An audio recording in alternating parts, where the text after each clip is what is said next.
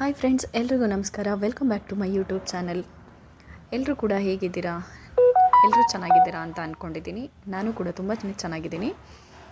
ಹಾಗೆಯೇ ಇದುವರೆಗೂ ನನ್ನ ಚಾನಲನ್ನು ಯಾರ್ಯಾರು ಸಬ್ಸ್ಕ್ರೈಬ್ ಮಾಡಿಲ್ಲ, ದಯವಿಟ್ಟು ಹೋಗಿ ಸಬ್ಸ್ಕ್ರೈಬ್ ಮಾಡಿ, ಹಾಗೆ ಲೈಕ್ ಮಾಡಿ, ಶೇರ್ ಮಾಡಿ ನಿಮ್ಮ ಫ್ರೆಂಡ್ಸ್ ಆ್ಯಂಡ್ ಫ್ಯಾಮಿಲಿಗೆ.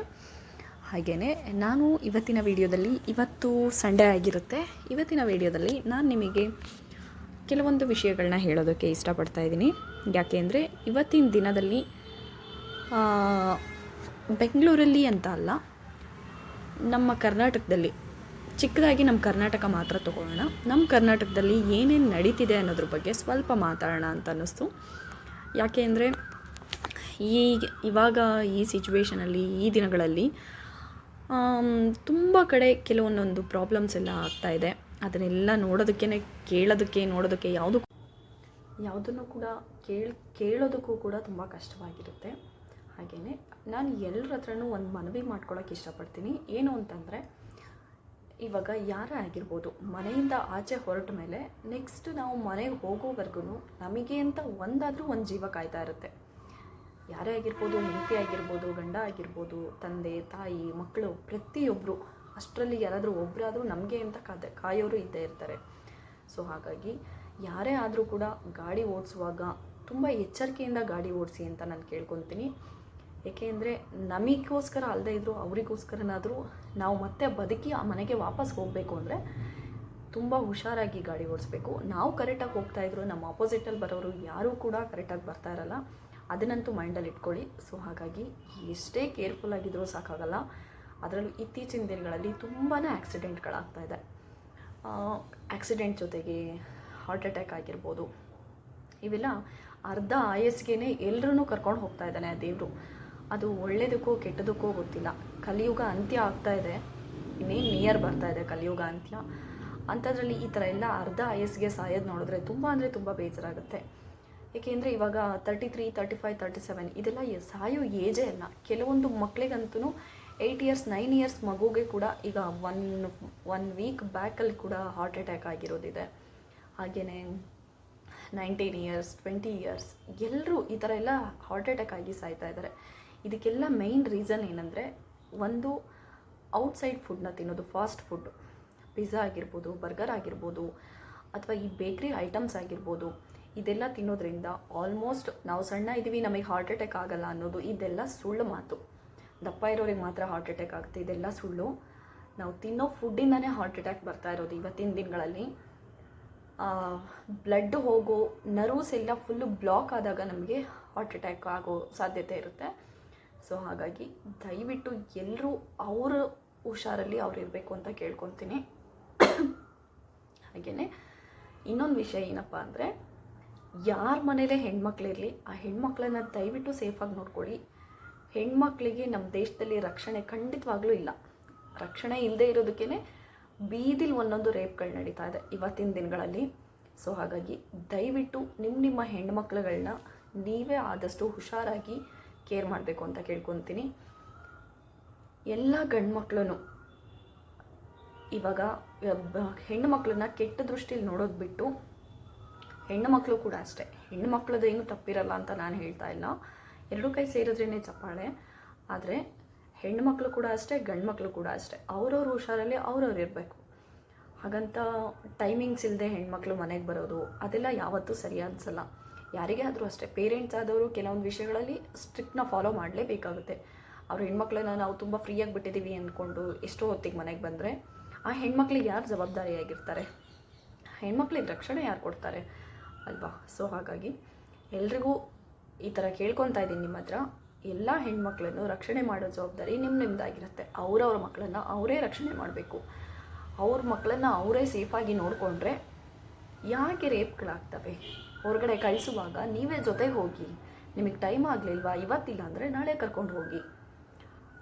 ಒಂಟಿಯಾಗಿ ಹೆಣ್ಮಕ್ಳನ್ನ ಎಲ್ಲೂ ಆಚೆ ಕಳಿಸ್ಬೇಡಿ.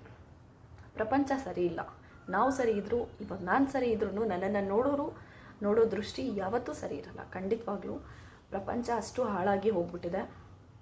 ಕಲಿಯುಗ ಅಂತ್ಯ ಆಗ್ತಾ ಇರೋದಕ್ಕೂ ಈ ಥರ ಎಲ್ಲ ನಡೀತಾ ಇರೋದಕ್ಕೂ ಒಂದಕ್ಕೊಂದು ತುಂಬ ಲಿಂಕ್ ತೋರಿಸ್ತಾ ಇದೆ. ಸೊ ಹಾಗಾಗಿ ಹೆಣ್ಮಕ್ಳನ್ನ ದಯವಿಟ್ಟು ರಕ್ಷಣೆ ಮಾಡಿ, ಹೆಣ್ಮಕ್ಳನ್ನ ಸೇಫಾಗಿ ನೋಡ್ಕೊಳ್ಳಿ, ನಿಮ್ಮ ಹುಷಾರಲ್ಲಿ ನೀವಿರಿ ಅಂತ ಕೇಳ್ಕೊತಾ ಇದ್ದೀನಿ. ಹಾಗೆಯೇ ನಿಮ್ಮ ಆರೋಗ್ಯ ಕೂಡ ನೀವೇ ನೋಡ್ಕೋಬೇಕು. ಯಾಕೆಂದರೆ ಈ ವರ್ಷ ಬೇರೆ ಯಾವುದೋ ಒಂದು ಕಾಯಿಲೆ ಬರುತ್ತೆ ಅಂತ ಹೇಳ್ತಾ ಇದ್ದಾರೆ. ಅದು ಯಾರಿಗೂ ಗೊತ್ತಿಲ್ಲ, ನಿಜನೋ ಸುಳ್ಳು ಅನ್ನೋದು ನನಗೂ ಕೂಡ ಗೊತ್ತಿಲ್ಲ. ಆದರೆ ಬರೋಕ್ಕೂ ಮುಂಚೆ ನಾವು ನಮ್ಮ ಸೇಫಾಗಿರೋದು ತುಂಬಾ ಮುಖ್ಯ. ಹಾಗೆಯೇ ಮಳೆಗಾಲ ಕೂಡ ಸ್ಟಾರ್ಟ್ ಆಗಿದೆ ಆಲ್ರೆಡಿ. ಕೆಲವೊಂದು ಕಡೆ ಎಲ್ಲ ತುಂಬ ಮಳೆ ಬರ್ತಾ ಇದೆ. ಮಳೆ ಬರ್ತಿರೋದ್ರಿಂದ ಕೆಲವೊಬ್ಬರು ಗಾಡಿಗಳನ್ನ ನಿಲ್ಲಿಸ್ಕೊಂಡು ಮರದ ಕೆಳಗಡೆ ನಿಲ್ಲೋದಾಗಲಿ, ಅಥವಾ ತುಂಬ ಗಾಳಿ ಮಳೆ ಬರ್ತಾ ಇರುವಾಗ ಗಾಡಿ ಡ್ರೈವ್ ಮಾಡ್ಕೊಂಡು ಹೋಗೋದಾಗಲಿ, ಈ ಥರ ತಪ್ಪುಗಳನ್ನ ದಯವಿಟ್ಟು ಮಾಡಬೇಡಿ. ನಿಮ್ಮ ಮನೆಗಳಲ್ಲಿ ಹುಷಾರಾಗಿರಿ. ಮನೆಗಳಲ್ಲೂ ಕೂಡ ಅಷ್ಟೇ, ನೆಲದ ಮೇಲೆಲ್ಲ ಕೂತ್ಕೋಬೇಡಿ. ಆದಷ್ಟು ಬೆಚ್ಚಗಿರೋ ಜಾಗದಲ್ಲಿ ಕೂತ್ಕೊಳ್ಳಿ. ಯಾಕೆ ಅಂದರೆ ಮಳೆಗಾಲ ಮೋಸ್ಟ್ ಡೇಂಜರ್. ಚಳಿಗಾಲ ಬೇಸಿಗೆಗಾಲಕ್ಕಿಂತ ಮಳೆಗಾಲ ತುಂಬ ಡೇಂಜರ್.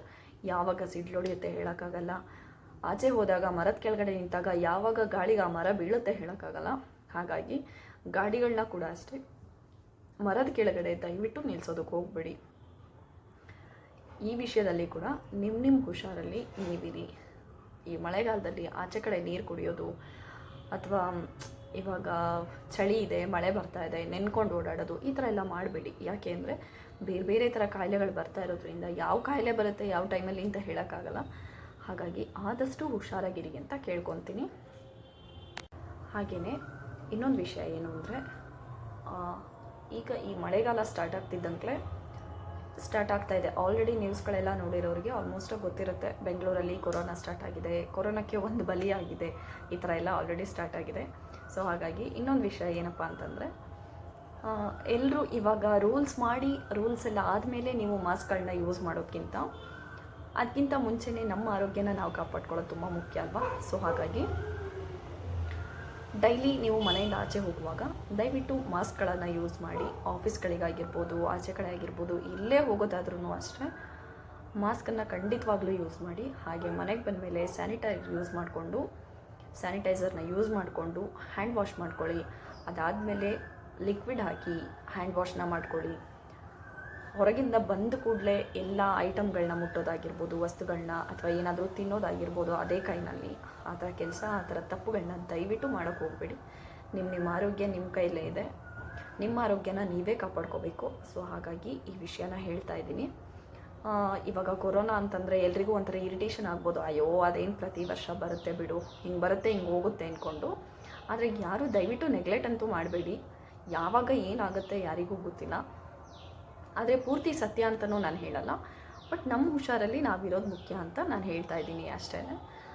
ನಿಮಗೆ ಬಿಟ್ಟಿದ್ದು ನಿಮ್ಮ ಆರೋಗ್ಯನ ನೀವು ಕಾಪಾಡ್ಕೊಳ್ಳೋದು ಯಾವ ಥರ ಇರುತ್ತೆ ಅಂತ. ಆದಷ್ಟು ಜಂಕ್ ಫುಡ್ನ ತಿನ್ನೋದನ್ನು, ಫಾಸ್ಟ್ ಫುಡ್, ಜಂಕ್ ಫುಡ್ ಇವೆಲ್ಲ ತುಂಬ ಕಂಟ್ರೋಲ್ ಮಾಡಿ. ಹೊರಗಿನ ಫುಡ್ ತಿನ್ನೋದಕ್ಕಿಂತ ಮನೆಗೆ ತಂದು ಮನೇಲೇ ಫ್ರೆಶ್ಶಾಗಿ ಮಾಡಿಕೊಂಡು ತಿನ್ನಿ ಅಂತ ಹೇಳೋಕ್ಕೆ ಇಷ್ಟಪಡ್ತೀನಿ. ಯಾಕೆ ಅಂದರೆ ಹೊರಗಿನ ಫುಡ್ಡು ದುಡ್ಡಿಗೆ ತಕ್ಕನಾಗಿ ಇರುತ್ತೆ, ಕಾಸಿಗೆ ತಕ್ಕನಾದ ಕಜ್ಜಾಯ ಅಂತಾರಲ್ಲ ಹಾಗೆ. ನಾವು ಯಾವ ಥರ ದುಡ್ಡು ಕೊಡ್ತೀವೋ ಆ ಥರ ಇರುತ್ತೆ. ಅದರ ಅರ್ಧ ದುಡ್ಡಲ್ಲಿ ನಾವು ಮನೆಗೆ ತಂದುಬಿಟ್ಟು ಆರಾಮಾಗಿ ಮಾಡಿಕೊಂಡು ಮನೆ ಮಂದಿ ಎಲ್ಲ ಕುತ್ಕೊಂಡು ತಿನ್ಬೋದು. ಹಾಗೆಯೇ ನಮ್ಮ ಆರೋಗ್ಯ ಕೂಡ ಚೆನ್ನಾಗಿರುತ್ತೆ. ಅದಕ್ಕೋಸ್ಕರ ಹೊರಗಡೆ ಫುಡ್ಡು ತಿನ್ನಬಾರ್ದು, ಪೂರ್ತಿಯಾಗಿ ಕಂಟ್ರೋಲ್ ಮಾಡಿ ಅಂತ ನಾನು ಹೇಳ್ತಾ ಇಲ್ಲ. ತಿನ್ನಬೇಕು, ಅಪರೂಪಕ್ಕೆ ಲಿಮಿಟಲ್ಲಿ ಹೆಲ್ದಿ ಫುಡ್ನ ತಿನ್ನಿ ಅಷ್ಟೇ. ಅದೇ ಹವ್ಯಾಸ ಮಾಡಿಕೊಂಡು ದಿನ ಮನೇಲಿ ಅಡುಗೆ ಮಾಡೋಕ್ಕಾಗಲ್ಲ, ಇದು ಮಾಡೋಕ್ಕಾಗಲ್ಲ ಅಂದ್ಕೊಂಡು ಆಚೆ ಕಡೆ ಫುಡ್ ತಿಂತಾಯಿದ್ರೆ ನಿಮ್ಮ ಆರೋಗ್ಯ ಪೂರ್ತಿ ಹಾಳಾಗುತ್ತೆ. ಅದರಲ್ಲೂ ಈ ಥರ ಮಳೆಗಾಲದಲ್ಲಿ, ಚಳಿಗಾಲದಲ್ಲಿ ಎಲ್ಲ ಬರೀ ಫಾಸ್ಟ್ ಫುಡ್ಡು, ಜಂಕ್ ಫುಡ್ಗಳನ್ನೆಲ್ಲ ತಿನ್ನೋದ್ರಿಂದ ಚಳಿ ಆಗ್ತಿರುತ್ತೆ. ಸ್ನ್ಯಾಕ್ಸ್ ತಿನ್ನೋಣ ಅಂದ್ಕೊಂಡು ಚಾಟ್ಸ್ ಅಂಗಡಿ ಅದು ಇದು ಅಲ್ಲಿಗೆಲ್ಲ ಹೋಗಿ ತಿನ್ನೋದ್ರಿಂದ ಖಂಡಿತವಾಗ್ಲೂ ಕಾಯಿಲೆ ಅಂತೂ ಬರೋದು 100% ಸತ್ಯ. ಇದಂತೂ ಸುಳ್ಳಲ್ಲ. ಯಾಕೆ ಅಂದರೆ ಅವ್ರು ಯಾವ ಥರ ಮಾಡ್ತಾರೆ ಅನ್ನೋದನ್ನು ನಾವಂತೂ ಕಣ್ಣಲ್ಲಿ ನೋಡಿರಲ್ಲ. ಅವ್ರು ಯಾವ ಥರ ಮಾಡುತ್ತಾರೆ ಅನ್ನೋದನ್ನು ಕೆಲವೊಂದು ವೀಡಿಯೋಗಳಲ್ಲೆಲ್ಲ ನೋಡಿರ್ತೀವಿ. ತುಂಬ ಕ್ಲೀನಾಗಿರುತ್ತೆ. ಸೊ ಹಾಗಾಗಿ ಹೇಳ್ತಾ ಇದ್ದೀನಿ, ದಯವಿಟ್ಟು ಆದಷ್ಟು ಅವುಗಳನ್ನೆಲ್ಲ ಅವಾಯ್ಡ್ ಮಾಡಿ. ಹಾಗೆ ಅವೆಲ್ಲ ತಿನ್ನೋದ್ರಿಂದ ನಿಮಗೆ ವೆಯ್ಟ್ ಗೇನ್ ಕೂಡ ಆಗುತ್ತೆ. ಅದನ್ನು ಫಸ್ಟು ಮೈಂಡಲ್ಲಿ ಇಟ್ಕೊಳ್ಳಿ. ಆಲ್ಮೋಸ್ಟ್ ಹುಡುಗಿರಿಗೆಲ್ಲ ವೆಯ್ಟ್ ಗೇನ್ ಆಗೋದು ಯಾರಿಗೂ ಇಷ್ಟ ಆಗೋಲ್ಲ. ಏಕೆಂದರೆ ನಾವು ಹೇಗೆ ಸ್ಲಿಮ್ ಆಗಿರ್ತೀವೋ ಅದೇ ಥರ ಸ್ಲಿಮ್ ಆಗಿರಬೇಕು ಅಂತಲೇ ಇಷ್ಟಪಡ್ತಾರೆ. ಏಜ್ಡ್ ಪರ್ಸನ್ಸ್ಗೆಲ್ಲ ಅದೆಲ್ಲ ಮ್ಯಾಟ್ರ್ ಆಗೋಲ್ಲ. ಬಟ್ ಏಜ್ಡ್ ಪರ್ಸನ್ಸ್ ಕೂಡ ಇವತ್ತಿನ ದಿನಗಳಲ್ಲಿ ವೆಯ್ಟ್ ಗೇನ್ ಆಗಬಾರ್ದು ಅಂತ ಏನೇನೋ ಸಾಹಸ ಮಾಡ್ತಾ ಇರ್ತಾರೆ. ಆದರೆ ಅವರಷ್ಟು ಫುಡ್ ಕಂಟ್ರೋಲ್ ಯಾರೂ ಕೂಡ ಮಾಡೋಕ್ಕಾಗಲ್ಲ ಅಂದ್ಕೊತೀನಿ. ಯಾಕೆಂದರೆ ಸ್ವಲ್ಪ BP ಅಥವಾ ಶುಗರ್ ಬಂದಿದೆ ಅಂತಂದರೆ ಅವತ್ತಿಂದನೇ ಬಾಯಿ ಕಟ್ಟೋದಕ್ಕೆ ಸ್ಟಾರ್ಟ್ ಮಾಡ್ತಾರೆ. ಯಾವ ಥರ ಅಂದರೆ ಏನು ಕೊಟ್ಟರು ನನಗೆ ಅದು ಬೇಡ ಇದು ಬೇಡ ಅಂತ ಫುಲ್ಲು ಲಿಮಿಟಲ್ಲಿ ಅವರು ಫುಡ್ನ ತೊಗೊತಾ ಇರ್ತಾರೆ. ಆ ಥರ ಫುಡ್ ಕಂಟ್ರೋಲು ಯಾರಿಗೂ ಮಾಡೋಕ್ಕಾಗಲ್ಲ ಬಿಡಿ. ಅದರಲ್ಲೂ ನಮ್ಗಳ ಏಜಲ್ಲಂತೂ ಕಂಟ್ರೋಲ್ ಮಾಡೋಕ್ಕಾಗಲ್ಲ. ಆದರೆ ನಮ್ಮ ಹೆಲ್ತ್ ಚೆನ್ನಾಗಿರಬೇಕು, ನಾವು ಒಂದು 55-60 ವರ್ಷ ಬದುಕಬೇಕು ಅಂದರೆ ಖಂಡಿತವಾಗ್ಲೂ ಕಂಟ್ರೋಲ್ ಮಾಡಲೇಬೇಕು. ಹಳ ಮೂಳ ಸಿಕ್ಕಿದ್ದೆಲ್ಲ ತಿಂದರೆ 35-40 ವರ್ಷಕ್ಕೆ ಗೊಟ್ಟಕ್ಕಂದ್ಬಿಡ್ತೀವಿ. ಸೊ ಹಾಗಾಗಿ ನಿಮ್ಮ ಎಚ್ಚರಿಕೆಯಲ್ಲಿ ನೀವಿರಿ. ಇನ್ನು ನಮ್ಮ ಬೆಂಗಳೂರಲ್ಲಂತೂ ತುಂಬ ಮಳೆ ಆಗ್ತಿದೆ, ಎಲ್ರಿಗೂ ಗೊತ್ತಿರೋ ಹಾಗೆ. ಕೆಲವೊಂದು ಏರಿಯಾಗಳಲ್ಲೆಲ್ಲ ತುಂಬಿ ತುಳುಕ್ತಾ ಇದೆ ನೀರು. ನಮ್ಮೂರಲ್ಲಂತೂ ಶೃಂಗೇರಿನಲ್ಲಿ ಈಗ ಒಂದು 4 ಡೇಸಿಂದ ಮಳೆನೇ ಬಿಟ್ಟಿಲ್ಲ. ಕರೆಂಟ್ ಕೂಡ ಎಲ್ಲ 2-3 ಡೇಸಿಂದ. ಊರ ಕಡೆ ಎಲ್ಲ ನೆನೆಸ್ಕೊಂಡ್ರೆ ಭಯ ಅನಿಸುತ್ತೆ. ಬಟ್ ಅಲ್ಲಿ ಜನ ನಿಜವಾಗ್ಲೂ ಧೈರ್ಯವಂತರು. ಯಾಕೆ ಅಂದರೆ ಅಷ್ಟೊಂದೆಲ್ಲ ಮರಗಳಿರುತ್ತೆ, ಆ ಮರಗಳ ಕೆಳಗಡೆನೇ ಓಡಾಡ್ತಾರೆ. ಅವ್ರಿಗೇನು ಭಯ ಅಂತ ಅನ್ಸಲ್ಲ, ಯಾಕೆಂದರೆ ಅವ್ರಿಗಿರೋ ನಂಬಿಕೆ. ಹಾಗೆಯೇ ಅಲ್ಲಿಯಷ್ಟು ಮಳೆ ನಮ್ಮ ಬೆಂಗಳೂರಲ್ಲಿ ಏನಾದರೂ ಸುರಿತು ಅಂದರೆ ಬೆಂಗಳೂರು ಅರ್ಧ ಮುಳುಗೋಗ್ಬಿಡುತ್ತೆ, ಅದಂತೂ ಫಿಕ್ಸು. ಆದರೆ ಇಲ್ಲಿ ಎಲ್ಲ ಕಡೆ ಕಾಂಕ್ರೀಟ್ ರೋಡು ಅದು ಇದು ಆಗಿರೋದ್ರಿಂದ ನೀರು ಹೋಗೋದಕ್ಕೆ ಜಾಗನೇ ಇಲ್ಲ ಬೆಂಗಳೂರಲ್ಲಿ. ಊರ ಕಡೆ ಆಗಲ್ಲ. ಇಷ್ಟೇ ಮಳೆ ಬಂದ್ರೂ ಹಳ್ಳ, ನದಿ, ಹೊಳೆ, ಕೆರೆಗಳು ಇದಕ್ಕೆಲ್ಲ ಸೇರ್ಕೊಂಡ್ಬಿಡುತ್ತೆ ನೀರು. ಹಾಗಾಗಿ ಎಷ್ಟೇ ಮಳೆ ಹೋಯ್ದ್ರೂ ಅವರಿಗೆ ಏನೂ ಅನಿಸಲ್ಲ. ಆದರೆ ಇವಾಗ ಈ ಕೆಲಸದ ಟೈಮ್ಗಳಲ್ಲಿ ಅವರಿಗೆ ಇಷ್ಟೊಂದು ಮಳೆ ಬೇಡವಾಗಿತ್ತು. ಇಷ್ಟೊಂದೆಲ್ಲ ಮಳೆ ಬಂದರೆ ಪಾಪ ಅಡಿಕೆ ತೋಟಗಳಿಗೂ ಅಷ್ಟೇ ಕೊಳೆ ರೋಗ ಅಂತ ಬಂದ್ಬಿಡುತ್ತೆ. ಆ ಥರ ಎಲ್ಲ ಬಂದರೆ ಪಾಪ ಅವರಿಗೆ ರೈತರಿಗೆ ತುಂಬಾ ಕಷ್ಟ ಆಗುತ್ತೆ. ಇವಾಗ ನಾನು ಒಬ್ಬರು ರೈತರ ಮಗಳಾಗಿ ನಾನು ಅದ್ರ ಬಗ್ಗೆ ಯೋಚನೆ ಮಾಡಬೇಕು. ಯಾಕೆಂದರೆ ಅವರು ಅದನ್ನೇ ನಂಬ್ಕೊಂಡಿರ್ತಾರೆ. ಅಡಿಕೆ ಆಗಿರ್ಬೋದು, ಕಾಫಿ, ಕಾಳುಮೆಣಸು ಇದನ್ನೆಲ್ಲ ನಂಬ್ಕೊಂಡಿರುವಾಗ ತುಂಬ ಮಳೆ ಬಂತು ಅಂತಂದರೆ ಕೊಳೆ ರೋಗ ಅಂತ ಬರುತ್ತೆ ಅಡಿಕೆ ಗೊನೆಗೆ.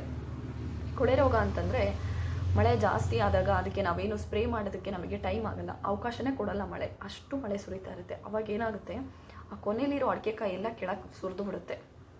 ಅದೇನು ನಮಗೆ ಯಾವುದಕ್ಕೂ ಯೂಸ್ ಆಗಲ್ಲ, ಅದಿನ್ನ ಬಲ್ತಿರಲ್ಲ, ಫುಲ್ಲು ಎಳೆದಿರುತ್ತೆ.